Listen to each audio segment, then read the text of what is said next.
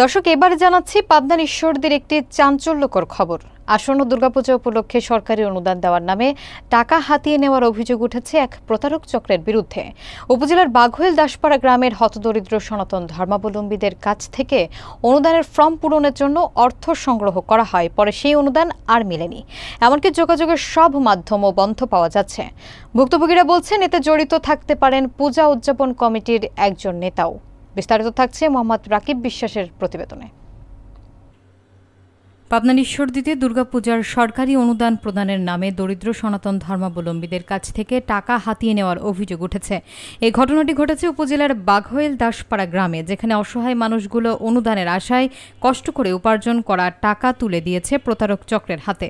জানা গেছে, ঈশ্বরদী উপজেলা পূজা উদযাপন কমিটির সভাপতি সুনীল চক্রবর্তী বাঘোইল দাসপাড়া গ্রামের শ্রী শ্রী বারোয়ারি মাতৃ মন্দির কমিটির সভাপতি শ্রী পলাশ চন্দ্রকে জানান, দুর্গাপূজা উপলক্ষে উপজেলা পরিষদ থেকে নগদ 4,200 টাকা এবং চাউল ডাউল সহ কিছু সরকারি অনুদান দেওয়া হবে। তিনি 5টি পরিবারের জন্য বরাদ্দকৃত অনুদান গ্রহণের জন্য উপজেলা পরিষদের একটি মোবাইল নম্বর সরবরাহ করেন।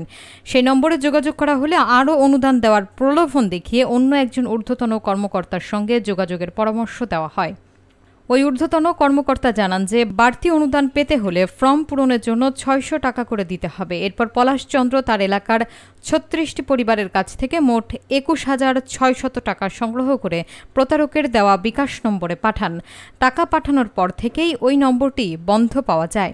ভুক্তভোগী জয় চন্দ্র দাস, ভারতী রানী এবং পারুল সহ অনেকেই ক্ষোভ প্রকাশ করে বলেন, তাদের কষ্টার্জিত টাকা হাতিয়ে নেওয়া হয়েছে এবং তারা এর সঙ্গে জড়িতদের শাস্তি ও টাকা ফেরত চান। শ্রী পলাশ চন্দ্র জানান, তিনি সুনীল চক্রবর্তীর দেওয়া নম্বরে টাকা পাঠিয়েছিলেন এবং তার সঙ্গেও কোনো যোগাযোগ করতে পারছেন না। এ ব্যাপারে ঈশ্বরদী পূজা উদযাপন কমিটির সভাপতি সুনীল কুমার দাস জানান, সমাজসেবা কার্যালয়ের পরিচয় দিয়ে তাকে প্রতারক চক্রটি অনুদানের কথা জানায় এবং তিনি সরল মনে নম্বরটি দিয়েছিলেন। এ বিষয়ে থানায় অভিযোগ দায়েরের প্রস্তুতি চলছে বলে জানান তিনি। যে নম্বরে টাকাটা পাঠানো হয়েছে, এই নম্বরটা তো আপনি ওই যে ওই মন্দিরের কমিটির সভাপতি পলাশকে দিয়েছিলেন। হ্যাঁ, ঠিক আছে, রাইট। পলাশকে দেওয়ার পরে তো ওই নম্বরে টাকাটা পাঠানো হয়েছে, কিন্তু ওই নম্বরে যে এখন যে আর যোগাযোগ করা সম্ভব হচ্ছে না, তো পলাশ সহ ওই এলাকার মানুষজনের আর কি একটা অভিযোগ আছে যে এই বিষয়টা আসলে আপনি ব্যক্তিগতভাবে কোনো কিছু করছেন কিনা বা এটার সঙ্গে আপনি রয়েছেন কিনা, এরকম একটা বিষয় তারা আর কি আমাদেরকে জানায়।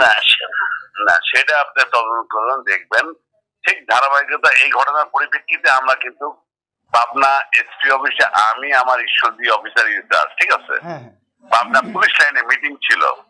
মিটিং থাকা অবস্থায় সুজানগরে একই ব্যক্তি 52,000 টাকা দিতে বেশি লালসায় পড়ে, ঠিক আছে, 52,000, একজন 7,000 আর 1,600, ওখানে হাসাহাসি হলো, ঠিক আছে বিষয়টা। আমি বললাম যে আমাদের যে ঈশ্বরদী এই ধরনের একটা রিং দিচ্ছিল, দেওয়ার পরে আমি অনেককে বলছি, আর অনেকে দেখা যায় লালসাই পরে বেশি নাম দিতে গেছে। সেক্ষেত্রে বলছে যে আপনি যদি নিতে চান তাহলে আমার কাছে ফর্ম নাই, ফর্মের জন্য আপনার 620 টাকা করে দিতে হবে। আমার এই নাম্বারে বিকাশ করেন, তাহলে আপনি যে কটার নাম দিবেন সেই কটার পরিবর্তে আপনাকে দিয়ে দিব। এখন আপনি কাকে কাকে দিবে আপনার ব্যাপার। যারা যারা এই কথা ঘটনার পরিপ্রেক্ষিতে যারা এই কথা বলছে আমাকে, তাদের আমি বলছি খবরদার কেউ দিবে না। স্কুল পাড়ার লিখন, আমার মুলাডলি গণেশ সরকার, এখন বিভিন্ন জনা আমাকে দাদা এরকম টাকা যাচ্ছে, আমি খবরদার টাকা দিবেন না। রবিবারে আমরা যাব, অফিসে যাওয়ার পরিপ্রেক্ষিতে আমি সমাজ সেবা অফিসের সাথে কথা বলবো। আচ্ছা দাদা, ওই যে ওই এলাকার মানুষজন তো আজকে আমরা কথা বলতে গিয়ে তারা প্রায় একটু কান্নাকাটি করে বললো যে আমাদের কষ্ট অর্জিত টাকা। তো এই নাম্বার আপনার সঙ্গে যখন যোগাযোগ করা হয়েছে, এই নাম্বারটা কি আপনি যাচাই করেছিলেন যে এটা আসলে অরিজিনাল কিনা? না, আমি যাচাই করি নাই। যেটা সত্য কথা সেটাই বলছি আমি যাচাই করি নাই। উচিত ছিল কিনা, না ছিল কি না ছিল ব্যস্ততার কারণে আমি হয়তো যাচাই করি নাই। 5 জন দুস্থ ব্যক্তি তারা নাম দিবে, পর্যায়ক্রমে যারা অরিজিনাল দুস্থ, কিন্তু তারা যে লোভ লালসায় পড়ে এই পরিবেশের শিকার হবে, তারা কিন্তু কেউ আমাকে পরবর্তী আর বলে নেই। যারা যারা এরা এই পরিবেশের শিকার হয়েছে, এরা কিন্তু পরবর্তী আমাকে জিজ্ঞাসা করেনি যে ভালো কি মন্দ, যে এরকম টাকা চাচ্ছে দিব কিনা। যারা আমাকে বলেছে আমি খবরদার টাকা দিবে না, আচ্ছা এরা আমাকে জিজ্ঞাসা করে না। বন্ধ আছে তাই না? ওই নম্বরটা বন্ধ 100%। আমার মোবাইলে ওই নাম্বার সেভ করা আছে। আচ্ছা, তো এখন তো বিষয়টা আপনি জেনেছেন, জানার পরে আপনি আসলে কোনো পদক্ষেপ নিয়েছেন কিনা, কোনো থানায় লিখিত অভিযোগ দিয়েছেন কিনা, বা এই ব্যাপারটা আপনি দেখছেন কিনা? না, আমি এখনো দিই নাই। তো ঘটনায় যে পাবনাতে এরা মিটিং বিষয়টা এই ধরনের বিষয়টা পাবনা সদর এই ধরনের ঘটনা ঘটছিল, এটা করতে পারে না, এরা সুজানগর ঘটনা ঘটেছে। আর ঈশ্বরদীতে আমি এই মাত্র মানে গতকালকে শুনতে পারলাম যে আমার ঈশ্বরদীতে এই দাসপাড়া পাগলের এই ঘটনা ঘটছে। আচ্ছা, এটা তো প্রায় আজকে এক সপ্তাহের বেশি সময় হয়ে গেল এই ঘটনাটা। এখন আপনারা কিভাবে দেখছেন বা এই বিষয়ে আপনারা কি পদক্ষেপ নিচ্ছেন? আমরা তো পদক্ষেপ নিলাম, তো ফট দিয়ে চলেই, ফট দিয়ে চলে না, মানুষ অনেক ধরনের এরকম পরিবেশের শিকার করে না, হয় না, শিকারে পড়ে তো।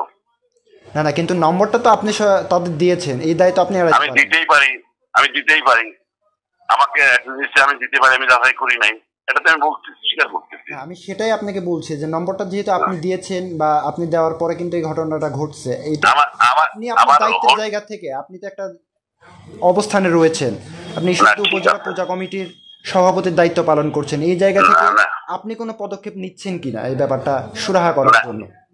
এই বিষয়টা সুরাহা করে কোনো লাভ হবে না, হয়তো আমরা ঈশ্বরদী থানায় একটা এই নাম্বারের বিরুদ্ধে একটা অভিযোগ আমি করতে পারি, যেরকম ঘটনা ঘটছে। ঠিক আছে, এখনো করেন নাই? না, এখনো করি নাই, যেহেতু আমি গতকালকের মিটিং করে আমি শুধু বাইরে গেছি, দাসপাড়া থেকে এই ধরনের আপনাদের সাথে কথা বলতে ইত্যাদি ইত্যাদি, ঠিক আছে, তাতে করুক, যায় আসে না, তাতে আমার যায় আসে না, ঠিক আছে। কিন্তু আমি এটা ঈশ্বরদী থানাকে জানাবো যে এই ধরনের ঘটনা ঘটছে। ঠিক আছে, ওকে দাদা, ঠিক আছে, থ্যাংক ইউ। আমরা জোরও করিনি, আমরা কিছু কারো কাছ থেকে চাইও নি, আমাদেরকে দেখে হয়তো তাদের মনে দয়া হয়তো হবে বলে আমরা দিয়েছি টাকাটা, বড় আশা করি। কেন আমাদের সাথে প্রতারণা করলো, কিসের জন্য? সেও একটা হিন্দু মানুষ, আমার একটা হিন্দু মানুষ, আমাকে কেন এগুলা করলো? আমরা কি বিশ্বাস করে দিয়েছি? গরিব মানুষ, জুতা শাড়ি ভাত খাই, স্বামীরা পায়ের দিকে তাকায় থাকে যে কখন একটা চেয়ার স্যান্ডেল আসবে, সে কামাই করলে যে বসিলের মুখে দিবে, সেই টাকা কি জন্য আমাদের এগুলা হলো?